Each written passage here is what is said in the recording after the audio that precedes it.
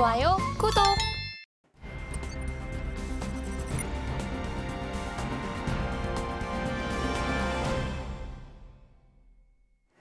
네, 나스닥 선물 차트입니다. 엔비디아의 실적 발표를 기다리면서 오늘 같은 경우에는 개장 전 보합권에서 계속 움직이는 모습이었는데요. 하지만 개장 이후에 하락폭을 키우면서 우하향하는 흐름이 나타났고요.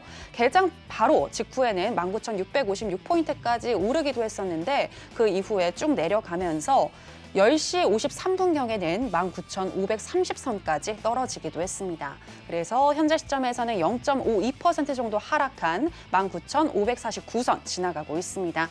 자, 그럼 나스닥과 관련한 이슈도 체크해 보겠습니다. 네, 월가의 베테랑 투자자이죠. 에드 야데니가 주장한 내용 살펴보도록 하겠습니다.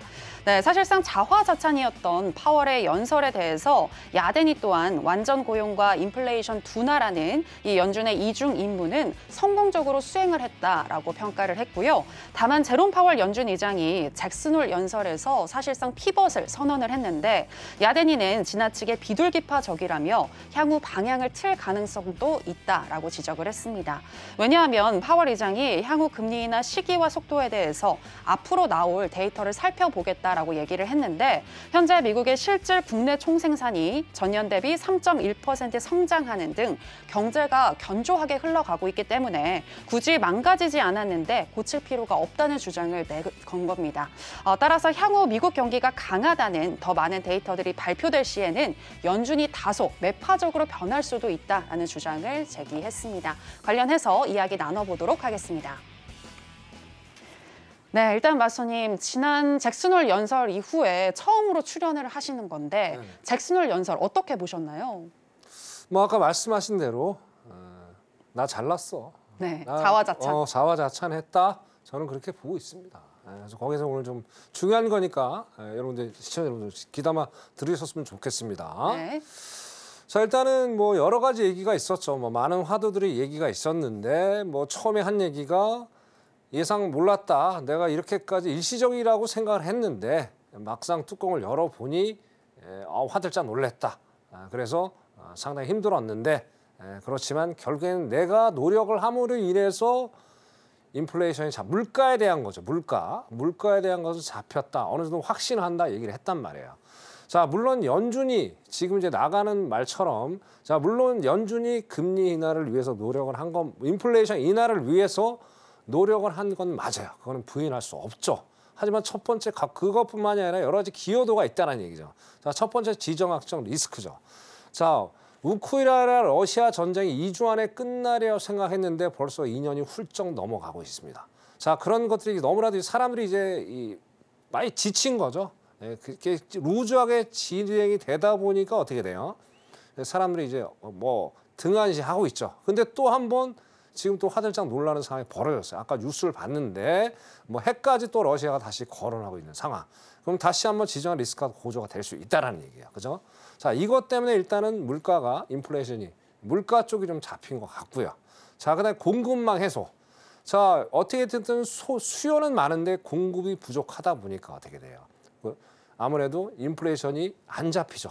근데 어느 정도 시간이 팬데믹이 지나면서 많이 지났죠. 벌써 한 4년이라는 시간이 4년, 5년 됐는데 자, 이런 상황에서 공급망 해소가 지금 풀렸기 때문에 이것 때문에 또 인플레이션이 잡힌 것 같고 그죠? 자, 그리고 두 번째는 또 가장 중요한 유가가 맨날 뭐 지금 뭐 중동발 리스크까지 뭐 우크라이나 전쟁까지 계속 대두가 되면서 지정학적 리스크가 너무나도 이제 대두가 되면서 어떻게 유가가 불안정하게 움직이고 있죠. 그죠? 자, 뭐 엊그제만 해도 갑자기 뭐 78다가 뛰어 올라다 조금씩 좀 내려왔는데 자, 그런 유가 때문에도 인플레이션이 잡힐 수 있는 그런 여지를 또 줬다라는 얘기죠. 그래, 마지막으로 뭐예요? 노동시장 냉각을 위해서 금리 인하가 필요하겠다. 이 얘기는 뭡니까? 자, 결국에 연준의 책무는 두 가지가 있다고 말씀드렸죠. 일단은 물가 안정 일단 파월이 인정했어요. 어느 정도 확신한다. 자, 그다음 우리가 봐야 될 게 노동시장 안정이란 말이에요. 자, 그럼 노동시장 안정을 시키려면 어떻게 해야 돼요? 자, 서민들 경제가 미국도 뭐 우리나라 못지않게 녹록치가 않아요. 녹록치가 않다니까 대출을 받아서 뭔가 이제 돈이 이제 시드가 돈이 이제 뭐 통장의 잔고가 좀 마이너스로 돌아가는 상황이기 때문에 자, 그럼 대출로 어떤 론을 또 일으켜야 될 거 아니에요. 생활을 또 해나가야 되기 때문에. 그래서 금리를 좀 더 내리면서 어떤 서민 경제를 좀 살려야 되겠다. 그러니까 노동시장을 연착륙으로 가겠다는 그런 인하를 얘기를 한 거예요. 그러니까 역으로 따지면 금리 인하를 계속 한다는 건 어떻게 돼요?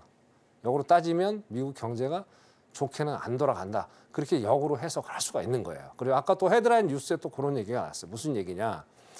자, 일단은 금리를 계속 내리면 자산 가치가 올라가잖아요.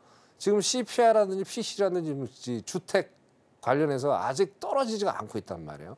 내리면 사람들 우리나라도 마찬가지예요. 지금 갑자기 뭐 그 서울의 집값이 뭐 90% 이상까지 회복이 됐다. 그럼 미국도 마찬가지란 말이에요. 그럼 자산 가치가 올라간다는 건 뭐예요? 인플레이션에서 다시 한번 또 뛸 수 있다는 얘기죠. 그럼 70년대, 80년대로 돌아가 볼 수가 있어요. 그때 석유파도 2차 시기 때 뭐 롤러코스터 같은 장이 지속이 됐죠. 금리 올리면 인플레이션 꺾였다가 내리면 또 올라가고 그게 엄청나게 반복이 됐단 말이에요. 이번에도 그런 거를 연출을 할 수 있다는 얘기예요. 그래서 물론 다시 한번 말씀드리면 파월이 금리 정책을 펴서 물가적인 거는 잡힌 거는 있지만 그게 전부는 아니었다. 이런 가지 여러 가지 요소 때문에 이게 잘 흘러간 게 아니냐. 자, 나름대로 그렇게 해석을 해보고요. 자, 그럼 이제 앞으로 우리가 어차피 금리 인하를 하는 거는 기정사실이에요. 근데 그게 9월 달이 될 수도 있고 11월 달이 될 수도 있고 12월 달이 될 수도 있어요. 그죠? 그건 누구도 몰라요. 파월이 분명히 그 얘기는 안 했습니다. 자, 금리 인하를 피벗을 할 시기가 도래했다라는 얘기만 했지 언제 내릴 거라는 얘기는 전혀 하지 않았습니다. 아무래도 선기에 대한 어떤 리스크도 있을 테고요. 자, 그럼 어떻게든 내린다고 가정하에 놓고 봤을 때 앞으로 체크해야 될 사항들이 너무나도 많죠. 자, 그럼 어떤 거를 체크를 한번 해볼까? 거기에 대해서 답을 한번 드려볼게요. 자, 요거 한번 보세요. 자, 이제 GDP라는 게 있고요. 자, GDP는 국내 총생산입니다. 재화죠, 재화. 총생산. 거기서 뭐 지금 뭐 3.1%까지도 예상은 또 2.8%까지 얘기를 해요. 어때 저번 번보다는 조금 좋게 나온다. 그죠? 예상은 그렇게 되고. 자, 이게 중요한 게 GDI라는 게 있어요. GDI. 이거는 국민 총소득이에요. 소득. 자, 근데 이 소득을 가만 보세요. 제가 3번의 이벤트가 있는데 총 4번이 되겠네요. 그때 한번 살펴볼게요. 이거 잘 보셔야 돼요. 자, 첫 번째 닷컴 버블 때요. 닷컴 버블 때. 요 파란색이 GDP입니다. 요 빨간 게 GDI고. 그러니까 소득이 올라갔다 꺾이는 부분이 보실 수가 있어요. 이때 금리 인하를 했죠. 이때 이게 주식이 한번 빠졌었고.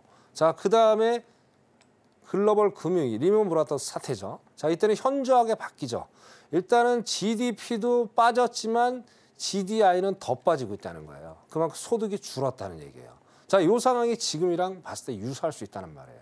자, 금리를 급작스럽게 이렇게 0.75까지 만약에 연말까지 내린다. 그럼 아까 서두에 말씀드린 자산 가치가 올라가면서 인플레가 튀면서 리먼 브라더스 사태는 아니겠지만 그에 상응하는 그런 상황들이 벌어질 수도 있다는 거를 이 2008년, 2009년을 보면서 예시를 한번 드려보는 거고요.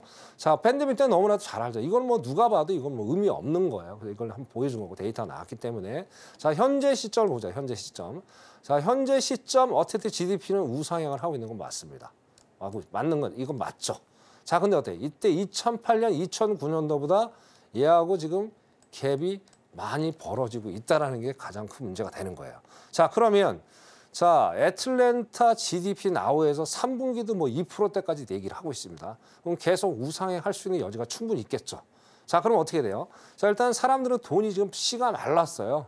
씨가 말랐고 어쨌든 노동력에 대한 시장들이 조금은 갭이 여유가 조금 없어지는 건 확실히 확인한 사실이에요. 그럼 소득이 줄 수밖에 없죠. 그럼 GDI하고 GDP하고 갭은 더 벌어질 수 있지 않겠느냐. 그래서 여러분들 GDP도 중요하지만 GDI도 보시면서 잘 모르겠다. 그럼 제가 1000명이 잘 설명을 해드릴 테니까 저한테 문의를 또 하시면 될 것 같아요. 그래서 GDI도 잘 보시면서 또 제가 GDP 발표할 때마다 요거 데이터 갖고 와서 또 그렇게 말씀드릴 테니까 그렇게 보시면서 향후 GDP, GDI, 그다음에 실업률 그것만 보시면 되겠다. 그렇게 말씀을 드리겠습니다. 이유는 딱 하나죠. 파월은 데이터, 실업률, 고용 관련 지표만 보겠다는 얘기죠. 다른 거 신경 쓰지 마시고요. 이것만 보시면서 향후에 어떤 투자 전략을 가져가셨으면 좋겠다. 그렇게 짧게 말씀을 마치겠습니다. 이상입니다. 네. 네, 지난주 금요일에 있었던 잭슨홀 연설에 대해서 분석을 해주셨습니다. 일단 잭슨홀 연설에서 파월 연준 의장이 피벗을 선언한 만큼 9월 FOMC 회의에서 금리 인하를 할 수는 있겠으나 그 이후에 주택 가격 상승 등으로 인해서 다시금 인플레 문제가 대두될 수도 있겠다라고 그 가능성에 대해서 언급을 해주셨고요. 그리고 GDP와 GDI 이 격차가 커질 수가 있다라고 보시면서 GDP와 GDI 그리고 연준이 중요하게 생각하는 실업률 등 이런 고용 지표도 잘 살펴보셔야 한다라고 얘기를 해주셨습니다.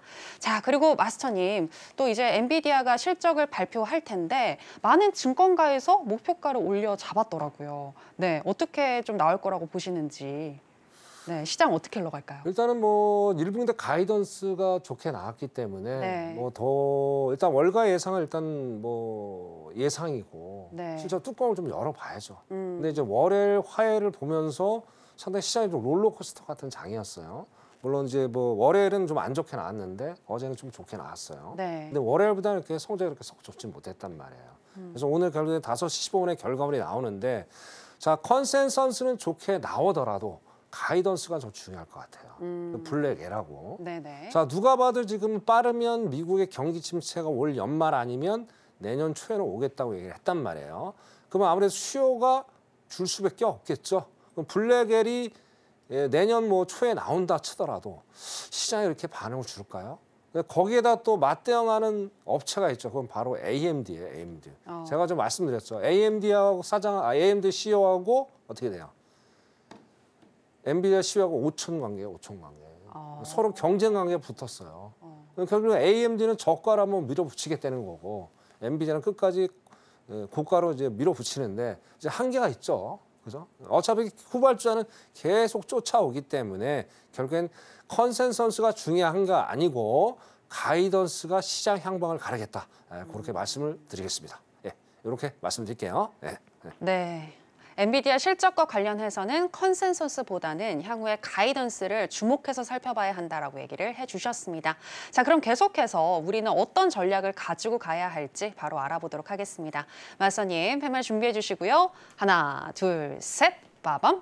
네, 매수 사인 주셨습니다. 네, 지금 바로 매수인가요? 아니면 지금 안 돼요. 기다려. 지금은 안 돼요. 기다려야 되고 오늘 네. 많이 기다려야 돼요. 어. 왜냐하면 이제 요즘에 시한하죠. 그죠? 시장이 이제 장 마감이 되기 10분 전에 결판이 나요. 그래서 오늘 정말 나는 오늘 죽을 때까지 오늘 매매해서 수익을 내고 싶다. 오늘 밤 새시고 내일 출근하지 마십시오. 그러고 싶지 않다고 오늘은 관망을 하시면서 내일을 또 보시면 돼요. 괜히 뭐 매매하는 게 뭐 오늘만 있는 게 아니잖아요. 내일도 있고 모레도 있고 그죠? 그래서 결과물을 확인하고 가는 게 가장 현명한 투자 방법이지 않겠느냐 저는 그렇게 말씀을 드린 거죠. 오늘 끝나고 나서 아주 상당히 지루한 시간이 어제도 마찬가지예요. 어제도 1시간 넘게 엄청 빅세븐 기업들이 엄청난 하락장을 연출을 했죠.